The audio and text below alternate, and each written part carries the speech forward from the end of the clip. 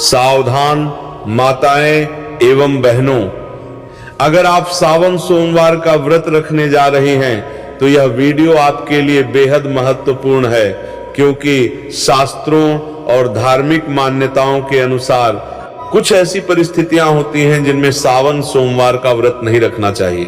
कई लोग बिना जानकारी के व्रत तो रख लेते हैं, लेकिन उनसे ऐसी गलतियां हो जाती हैं जो व्रत के पुण्य को नष्ट कर देती हैं। भगवान शिव तो भोलेनाथ हैं, वे अपने भक्तों का केवल भाव देखते हैं, लेकिन नियमों की अवहेलना करना उचित नहीं माना गया है।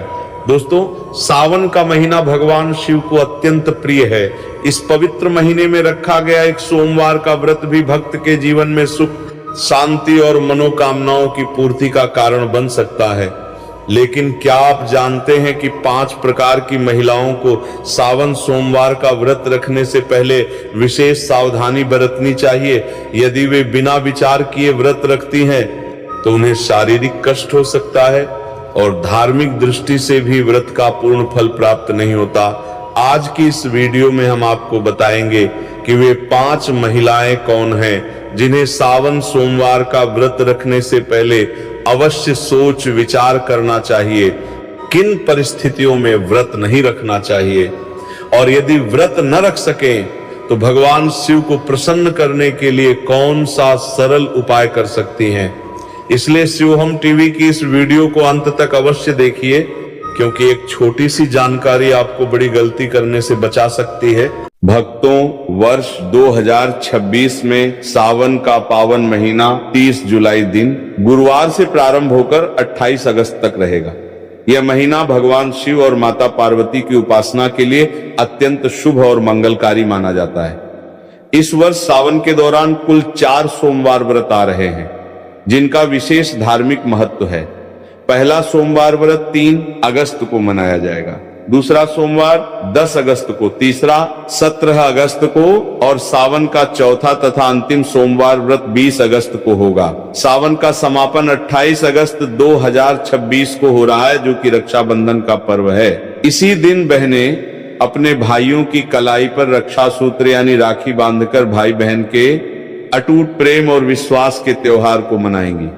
सावन का पहला दिन यानी 30 जुलाई भगवान श्री हरि विष्णु की कृपा प्राप्ति के लिए भी बहुत दुर्लभ और शुभ संयोग लेकर आ रहा है। पौराणिक मान्यताओं के अनुसार सावन के पूरे महीने में शिव भक्त शिवलिंग पर जल और बेलपत्र अर्पित करके सुख, समृद्धि, सौभाग्य और दीर्घायु का आशीर्वाद प्राप्त करते हैं। यह समय सुहागिन महिलाओं के लिए अखंड सौभाग्य के नियमों का पालन करने और गौरी व्रत के माध्यम से पति की उन्नति की कामना करने के लिए सबसे बेहतर माना गया है। अतः 30 जुलाई से शुरू होने वाले इस पवित्र माह में श्रद्धा, नियम और पूर्ण सात्विकता के साथ महादेव की शरण में जाकर कोई भी भक्त अपनी हर मनोकामना पूरी कर सकता है। सावन का महीना कोई साधारण महीना नहीं है। यह ब्रह्मांड के रचयिता, पालन करता और संहारक साक्षात देवों के देव महादेव का काल है। हमारे हिंदू पंचांग के अनुसार जब भगवान विष्णु आषाढ़ मास की देवशयनी एकादशी को 4 महीनों के लिए योग निद्रा में चले जाते हैं और पाताल लोक की ओर प्रस्थान करते हैं, तब पूरी सृष्टि पर एक पल के लिए अंधकार छाने लगता है। उस समय ब्रह्मांड को विनाश से बचाने के लिए महादेव स्वयं इस सृष्टि का पूरा कार्यभार अपने हाथों में लेते हैं। इस साल सावन की शुरुआत एक बेहद अद्भुत, दुर्लभ और तांत्रिक संयोग के साथ हो रही है। इस बार जितने भी सावन सोमवार पिया रच रहे हैं, वे सभी अपने आप में तंत्र, मंत्र और अघोर शक्तियों को समेटे हुए हैं। शास्त्रों में लिखा है कि सावन के सोमवार का व्रत रखने से इंसान के 7 जन्मों के संचित पाप भस्म हो जाते हैं। जो कुंवारी कन्याएं इस व्रत को रखती हैं तो उनकी कुंडली के सारे ग्रह दोष शांत हो जाते हैं और उन्हें साक्षात शिव जैसा ही वर प्राप्त होता है। जो विवाहित महिलाएं इसे रखती हैं तो उनके सुहाग पर आने वाली अकाल मृत्यु और यमराज की छाया भी दूर भाग जाती है। लेकिन याद रखिए, सावन सोमवार की पूजा जितनी सरल और मनमोहक दिखती है, इसके अदृश्य नियम उतने ही करे खतरनाक और भयानक है। यदि कोई व्यक्ति बिना नियमों को जाने केवल समाज को दिखाने के लिए या अहंकार में यह व्रत रखता है, तो उसे पुण्य की जगह महादेव के तीसरे नेत्र के क्रोध का सामना करना पियार सकता है। शिवलिंग पर जल चढ़ाने का वह भयानक सच जो कोई नहीं बताता। जब हम सावन के महीने में शिव मंदिर जाते हैं तो हमारी आदत होती है कि हम जल का लौटा लेकर सीधे शिवलिंग की तरफ द्वार पड़ते हैं, लेकिन यहीं पर लोग अपने जीवन की सबसे बड़ी आत्मघाती और विनाशकारी गलती कर बैठते हैं। बहुत से लोग मंदिर के अंदर बने नल, कुएं या शिवालय के प्रांगण में लगे हुए वाटर फिल्टर से ही जल भर लेते हैं और उसे शिवजी पर चढ़ा देते हैं। शास्त्रों के अनुसार यह घोर अपराध और वर्जित कर्म माना गया है, जिसे पराया जल या चोरी का जल कहा जाता है। मंदिर का जल केवल वहां के पंडित, पुजारी या उस प्रांगण में रहने वाले सेवादारों के लिए होता है, क्योंकि वह मंदिर परिसर ही उस पुजारी का घर होता है।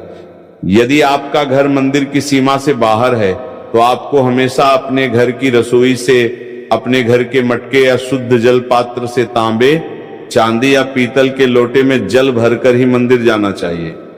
इसके पीछे का सबसे बड़ा आध्यात्मिक और वैज्ञानिक रहस्य यह है कि जब आप अपने घर से जल लेकर पैदल या किसी माध्यम से शिव मंदिर की ओर निकलते हैं तो रास्ते भर आपके घर की नकारात्मक ऊर्जा, आपके परिवार की बलाएं, पितरों का कष्ट और आपके शरीर की बीमारियां उस जल के भीतर समाने लगती हैं। वह जल आपके सारे कष्टों को अपने भीतर सोख लेता है। जब आप उस जल को शिवलिंग पर अर्पित करते हैं तो महादेव आपके उन कष्टों को स्वीकार करके उन्हें अपने गले के विष की तरह भस्म कर देते हैं।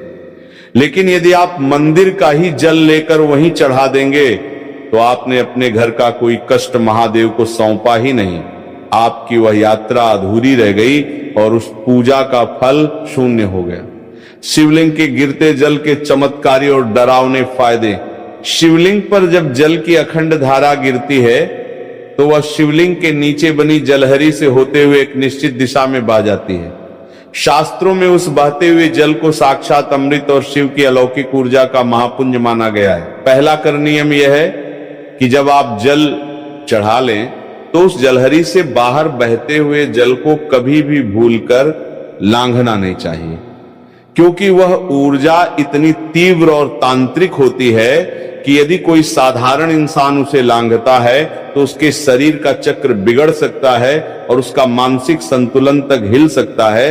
लेकिन शास्त्र कहते हैं कि उस गिरते हुए जल को किसी मुसाफिर या भक्त को थोड़ा सा अपने पात्र में रोक लेना चाहिए। उस जल को अत्यंत पवित्र और चमत्कारी मानकर अपने घर ले आना चाहिए।